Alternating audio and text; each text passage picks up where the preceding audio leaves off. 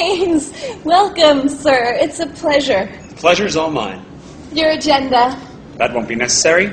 I am the agenda. Tell them I've arrived. And then tell them I've arrived. And your name is? Hayek? F.A. Hayek. With an H.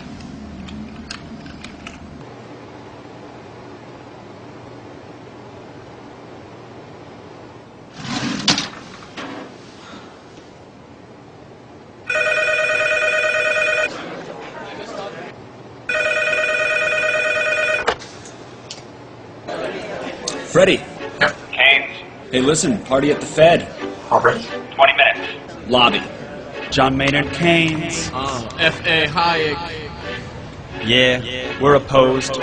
We oppose each other philosophically. In the same studio. We've been going back and forth for a century. I want to steer markets. I want them set free. There's a boom and bust cycle and good reason to fear it. Play low interest rates.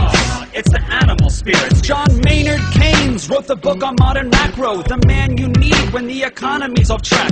Depression, recession, now your question's in session. Have a seat and I'll school you in one simple lesson. Boom, 1929, the big crash. We didn't bounce back, economy's in the trash. Persistent unemployment, the result of sticky wages. Waiting for recovery? That's outrageous. I had a real plan, any fool can understand. The advice real simple, boost aggregate demand. C-I-G, altogether gets to Y. Keep that total growing, watch the economy fly. We've been going back and forth for a century. I want to steer markets. I want them set free. There's a boom and bust cycle and good reason to fear it. Play low interest rates.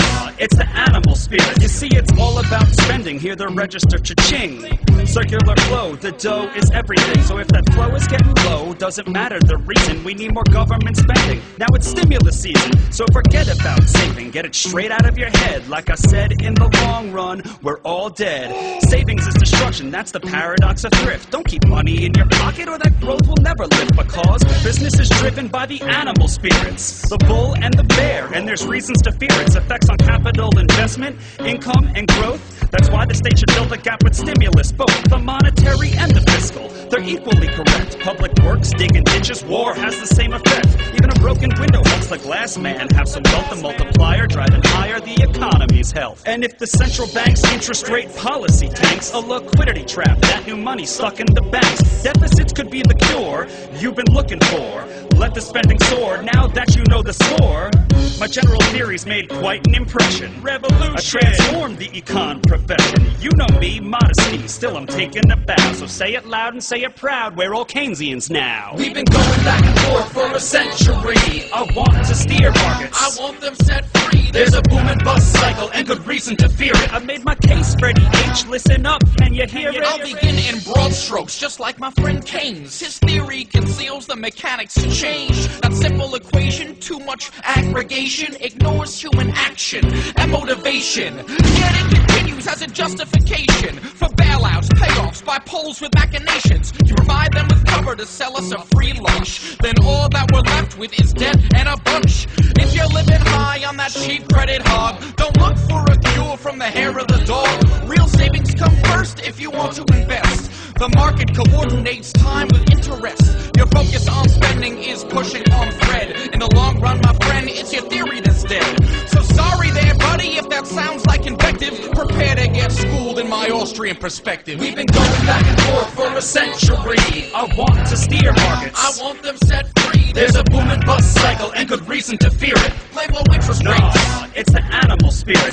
The place you should study isn't the bust, it's the boom that should make you feel leery. That's the thrust of my theory. The capital structure is key. Malinvestments wreck the economy. The boom gets started with an expansion of credit. The Fed sets rates low. Are you starting to get it? That new money is confused for real loanable funds, but it's just inflation that's driving the ones who invest in new projects like housing construction. The boom plants the seeds for its future destruction. The savings aren't real, consumption's up too, and the grasping for resources reveals there's too few. So the boom turns to bust as the interest rates rise. With the cost of production, price signals relies. The boom was a binge, that's a matter of fact. Now it's devalued capital that makes up the slack. Whether it's the late 20s or 2005, booming bad investments seems like they'd thrive. You must save to invest. the printing press, or a bus will surely follow, an economy depressed. Your so-called stimulus will make things worse. Just more of the same, more incentives perverse. And that credit crunch ain't a liquidity trap, just a broke banking system. I'm done, that's a wrap. We've been going back and forth for a century. I want to steer markets. I want them set free. There's a boom and bust cycle and good reason to fear it. Play low interest No, rates. it's the animal spirit. The ideas of economists and political philosophers, both when they are right and when they are wrong, are more powerful than is commonly understood. Indeed, the world is ruled by little else.